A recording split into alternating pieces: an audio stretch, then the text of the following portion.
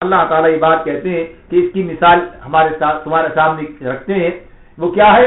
کمثل غیث، اس کی مثال ایسے جیسے بارش ہو جائے، یعنی بارش کی بات، غیث بارش ہو گئی.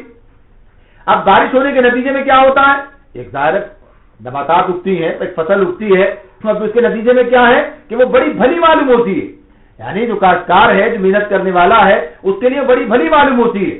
اس کا یہاں جو کفار کا کافر کا لفظ آیا ہے، اس سے ایک مراد تو یہی ہے کہ جو اصطلاحی طور پر کفر کی بات ہوتی ہے کہ جو کافر ہے دنیا کی زندگی اسے بڑی بھلی معلوم ہوتی ہے، اس اعتبار سے کہا گیا. لیکن اکثریت نے یہاں اس سے مراد جو ہے کاشتکار لیا ہے، یعنی اصطلاحات اسے بھی اس کے لیے بھی لفظ استعمال ہوتا ہے. تو کہا کہ اس کا معاملہ یہ کہ جب وہ کھیتی اگتی ہے تو بڑی بھلی معلوم ہوتی ہے، بڑی اچھی لگتی ہے، لیکن بالآخر کیا ہے اس کا مقدر؟ کہ اس کا مقدر یہ ہے کہ پکنے کے بعد وہ زرد ہو جاتی ہے، اور زرد ہونے کے بعد کیا ہے؟ کاٹ لی جاتی ہے یا خود بخود بکھر جاتی ہے. یعنی اگر فصل کو وقت پر نہ کاٹا جائے، آدمی سے کاٹتا نہ کاٹا جائے تو کیا ہوگا؟ ضائع ہو جائے گی. اسے کاٹ لیا جاتا ہے، بالآخر کیا ہے؟ بالآخر وہ ختم ہو جاتی ہے، یعنی وہ کیفیت اس کی باقی نہیں رہتی، اور پھر وہ استعمال ہو جاتی ہے، اور پھر اس کی حقیقت ختم ہوتی، اور پھر وہ مٹی کی مل جاتی ہے. یہی انسان کا معاملہ ہے کہ جس طرح بڑھتا ہے اور بڑھ کے اپنے ایک مقام پر پہنچتا ہے، اور بالآخر کیا ہوتا ہے؟ ختم ہو جاتا ہے، مر جاتا ہے، اور پھر اسی مٹی کے اندر یہ بھی چلا جاتا ہے. یعنی مٹی سے پیدا کیا، مٹی میں لوٹایا گیا، اور مٹی سے واپس نکالا جائے گا. یہ اس کی کیفیت ہے. تو اللہ رب العالمین نے یہی بات بتائی ہے کہ تم اس اعتبار سے اس دنیا کی حقیقت کو سمجھو، اس دنیا کی زندگی کو جانو کہ یہ دراصل ہے کیا. آدمی اسی کے اندر مست رہتا ہے، اسی میں لگا رہتا ہے. اگر اس کی اصل حقیقت کو سمجھ لے گا تو کیا ہوگا؟ اصل حقیقت کو سمجھ کے اس سے آدمی فائدہ اٹھا سکتا ہے، اگر اس میں جو کام اسے کرنے چاہیے تھے وہ کرے. لیکن اگر وہ اس کو اس طرح نہ سمجھے، بلکہ جس کے لیے کہا گیا کہ یہ کیا ہے؟ ومل حیات الدنیا الا متاع الغرور، یعنی یہ دنیا دھوکے کا سامان ہے. اگر وہ دھوکے کا شکار ہو جائے، اگر وہ اسی کو سب کچھ سمجھ لے اور اسی کی طلب میں اور اسی کی تگ و دو میں اپنی زندگی کا سارا وقت ضائع کر دے، تو نتیجہ کیا نکلے گا؟ نتیجہ آخرت میں اس کے لیے ناکامی کی صورت میں سامنے آئے گا. اللہ رب العالمین نے یہ بات ہمیں بتائی کہ دنیا دراصل دارالعمل ہے آخرت کے لیے عمل کرنے کے اعتبار سے، یعنی دارالجزا آخرت ہے. یا کہا الدنیا مزرعۃ الآخرہ، دنیا دراصل آخرت کی کھیتی ہے. تو اس کے ساتھ معاملات اسی اعتبار سے ہونے چاہیے، ورنہ یہاں جو چیزیں اس کے اندر موجود ہیں یہ آدمی کا دل لباتی ہیں، یہ آدمی کو اپنے اندر محو کر لیتی ہیں. خود اللہ رب العالمین نے بات کہی ہے زُيِّنَ لِلنَّاسِ حُبُّ الشَّهَوَاتِ مِنَ النِّسَاءِ وَالْبَنِينَ وَالْقَنَاطِيرِ الْمُقَنطَرَةِ مِنَ الذَّهَبِ وَالْفِضَّةِ وَالْخَيْلِ الْمُسَوَّمَةِ وَالْأَنْعَامِ وَالْحَرْثِ ذَلِكَ مَتَاعُ الْحَيَاةِ الدُّنْيَا وَاللَّهُ عِندَهُ حُسْنُ الْمَآبِ. سورہ آل عمران کی آیت ہم پڑھ چکے اس سے پہلے کہ اللہ رب العالمین یہ بات کہتے ہیں ہم نے اس میں زینت رکھی ہے، اس میں خوشنمائی ہے، پسندیدگی ہے انسانوں کے لیے. یہ ساری چیزیں جو دنیا کے اندر پائی جاتی ہیں، ان کی شکلیں جو کچھ بھی ہو، یہ سارے ساز و سامان، یہ گھر اور یہ تجارتیں اور معاملات، یہ سب چیزیں نام بنام اللہ نے بتایا، لیکن یہ ہے کیا؟ یہ دنیا کی زندگی گزارنے کا سرو سامان ہے. یہ بس اس حیثیت سے ہے کہ گویا آدمی راستہ طے کرنے کے لیے انہیں برت رہا ہے، ورنہ اصلاً کیا ہے؟ وہ اپنی منزل کی طرف پیش قدمی کر رہا ہے. اسے اپنی منزل پر پہنچنا ہے، اس کی نظریں اپنی منزل پر لگی ہوئی ہیں، اور وہ راستہ طے کرنے کے لیے ان ذرائع وسائل کو استعمال کر رہا ہے. اور اگر وہ اپنی منزل کو بھول جائے اور ان ذرائع وسائل کے اندر ہی دل لگا بیٹھے تو بات ختم ہو جائے گی. تو اسی لیے بتا دیے گیا نبی اکرم صلی اللہ علیہ وسلم کے ارشادات، جس طریقے سے آپ نے ان باتوں کو سمجھایا اور جس طریقے سے لوگوں کو اس طرف متوجہ کیا. ایک موقع ہے نبی اکرم صلی اللہ علیہ وسلم، عبداللہ اس کے بعد راوی ہے، کہتے ہیں کہ ہم نے یہ دیکھا کہ آپ بستر پر، آپ جو تھے، جو بھی آپ کے لیے چٹائی بچھی ہوئی جس پر آپ لیٹے ہوئے تھے، اور جب آپ اٹھے تو اس کا اثر جو تھا وہ آپ کے بدن پر موجود تھا، یعنی اس کے نشانات بن گئے تھے. تو لوگوں نے کہا نبی اکرم صلی اللہ علیہ وسلم سے کہ ہم آپ کے لیے ایک بچھونا تیار کر دیتے ہیں. یعنی کیا کچھ نہیں کر سکتے تھے وہ لوگ، نبی اکرم صلی اللہ علیہ وسلم کے لیے کیا چیز فراہم نہیں کر سکتے تھے صحابہ. سب کچھ کے باوجود، یعنی کچھ جو ان کی کیفیات ہے اس کے باوجود آپ کے لیے بہت کچھ کیا جا سکتا تھا، آپ کے لیے محل بنایا جا سکتا تھا، سب کچھ ہو سکتا تھا. لیکن آپ نے کیا جواب دیا؟ آپ نے کہا کہ مجھے ان سب چیزوں سے کیا سروکار، میرا معاملہ تو اس مسافر کی طرح ہے جو سستانے کے لیے کسی درخت کے نیچے کچھ دیر کے لیے ٹھہر گیا ہو.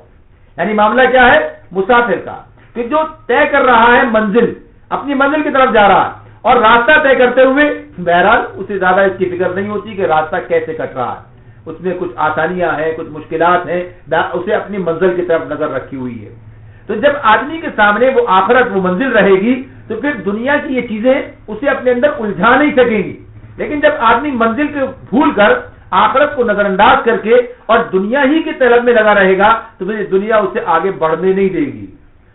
ابن عمر رضی اللہ تعالیٰ عنہ بات کہتے ہیں کہ نبی اکرم صلی اللہ علیہ وسلم نے ان کے جسم کا ایک حصہ پکڑا، ببعض جسدی، اس کو پکڑ کے کہا قالا کن فی الدنیا کأنک غریب او عابر سبیل.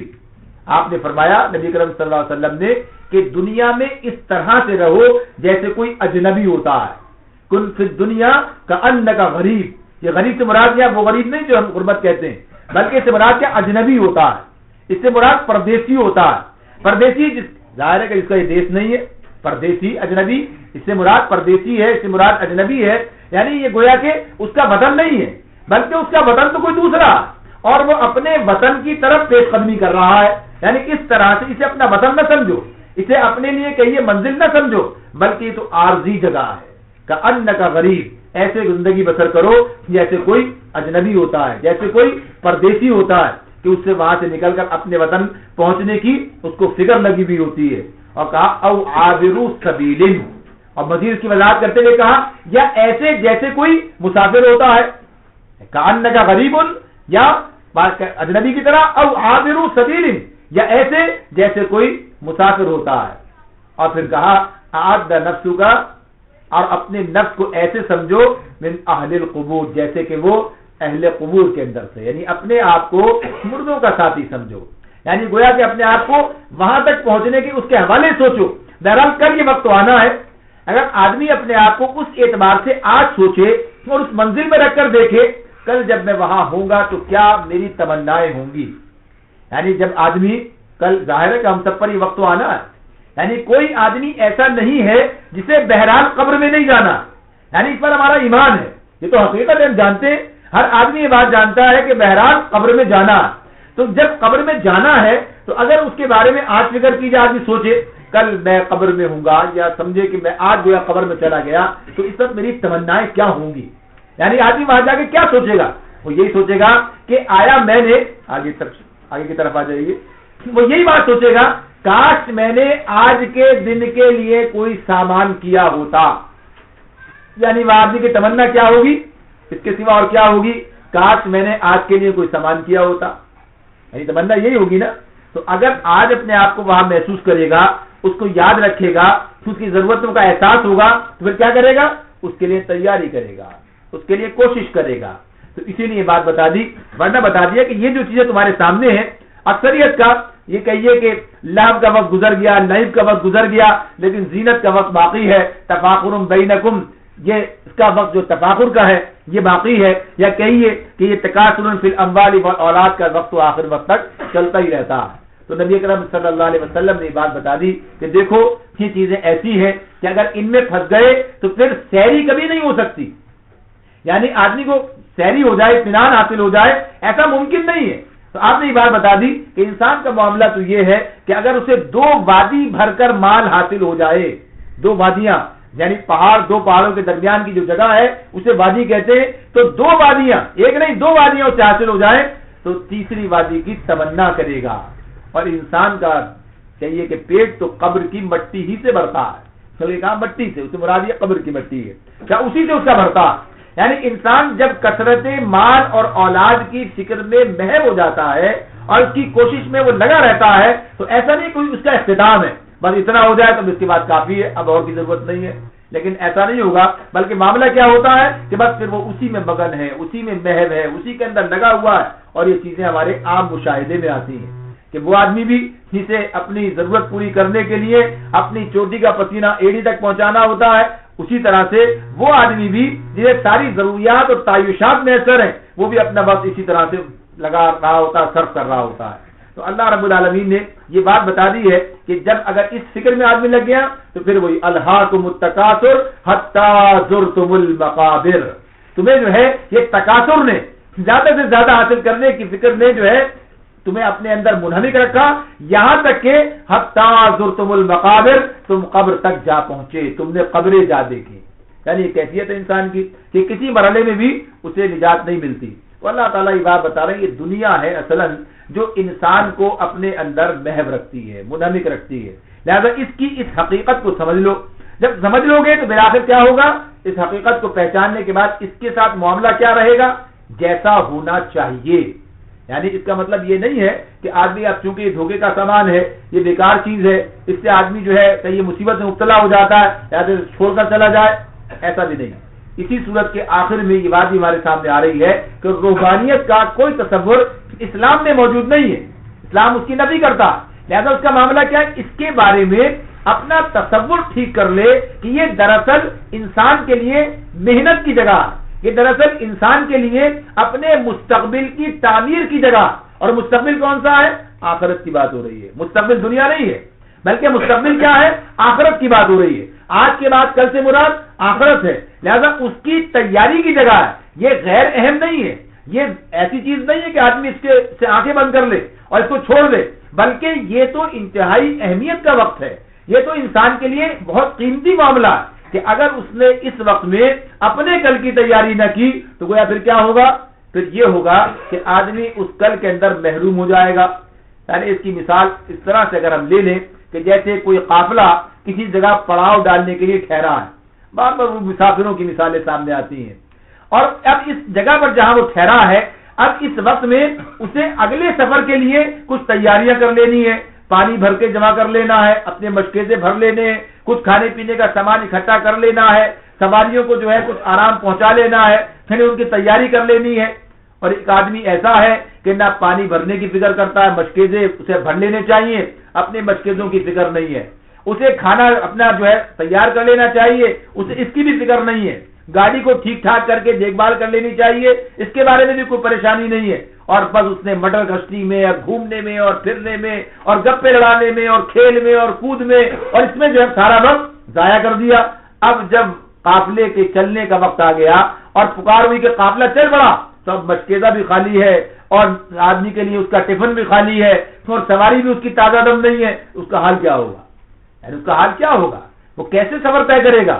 تو یہی معاملہ انسان کے لیے کہ یہ قیمتی وقت ہے، اس قیمتی وقت کو ضائع نہیں کرنا ہے بلکہ اسے استعمال کرنا ہے اس حوالے سے کہ ہم اپنی آخرت کو تابناک بنا سکیں، اگلی منزل تک آسانی کے ساتھ پہنچ سکیں، وہ منزل ہماری جو ہے وہ کامیابی کی منزل ہو۔ اس لیے بتا دیا گیا کہ یہ تو دنیا کا معاملہ تمہارے سامنے رکھا گیا کہ یہ کیفیت ہے، بالکل ایسے ہی آخرت کی بات، وفی الآخرتی عذاب شدید ومغفرۃ من اللہ ورضوان، یعنی اس دنیا کے اختتام پر کیا ہے، جیسے دن کے بعد رات آ جاتی ہے اور دونوں کو آدمی موازنہ کر کے دیکھ لیتا ہے، تو ایسے ہی دنیا کے بعد کیا ہے، آخرت ہے، لہذا دنیا کو آخرت کے تناظر میں دیکھو، دنیا کو آخرت کے تناظر میں دیکھو، جب یہ دونوں چیزیں آمنے سامنے رکھ کے دیکھو گے تو آدمی کو پتا چلے گا۔ تو آخرت میں کیا ہے، وفی الآخرۃ عذاب شدید ومغفرۃ من اللہ ورضوان، یا تو عذاب شدید ہے یا اللہ کی مغفرت اور اس کی رضا ہے، یعنی جنت۔ اللہ کی مغفرت اور رضا کا مطلب کیا ہے، جنت ہے، یا تو جنت ہے یا پھر عذاب شدید ہے یعنی جہنم ہے، یہ دو چیزیں ہیں، تیسری تو کوئی بھی چیز نہیں ہے۔ اور ان کی بنیاد کیا ہے، یعنی یہ کس کو ملیں گی، کس حوالے سے ہوگا، دنیا میں کیے جانے والے عمل کی بنیاد پر ہی انسان کے لیے یا تو جنت ہے یا دوزخ ہے۔ تو اب یہ دنیا کتنی اہم ہو گئی، ایک طرح تو اس دنیا کی بات بتا دی، یہ دنیا کیا ہے، ایک دھوکہ ہے، دھوکہ اس حوالے سے ہے کہ آدمی اس دنیا کے بارے میں اس کی حقیقت کو نہیں سمجھتا اور دنیا کی ظاہری چیزوں کو سمجھ کے کہ بس یہی مقام ہے، پھر اسی میں کھانا کمانا، اسی میں آسائشیں آرائشیں اور اسی کے اندر آرام کے مواقع، اسی میں اپنے ایک دوسرے پر فخر جتانے کے لیے بڑے بڑے مال جمع کرنا، مجلسیں سجانا، دعوتیں کرنا اور یہ کرنا اور وہ کرنا، اور بس اسی دور میں آگے بڑھتے چلے جانا۔ اس نے اسی طرح رکھا تو کیا دھوکے میں پڑ گیا؟ تو کہا کہ اگر اس نے اسے دھوکہ کھا لیا آخرت کو نظر انداز کر کے تو ظاہر ناکام ہو گیا۔ لیکن اگر آخرت کی یہ بات ذہن میں رہی کہ بہرحال آخرت میں ان دونوں مقامات میں سے ایک مقام آدمی کی دنیا میں کی جانے والی کوششوں کے نتیجے میں ملتا ہے. یعنی اگر اس نے وہاں کے لیے تیاری کیے بغیر اسی لاو و لاب میں لگا رہا, اسی تکاثر فی الاموال والاولاد میں لگا رہا, اسی تفاخر بینکم میں لگا رہا, تو نتیجہ کیا نکلے گا؟ عذاب شدید. پھر مغفرت اور اللہ کی رضا کی بات نہیں ہوگی. لیکن جس نے اس کی حقیقت کو سمجھ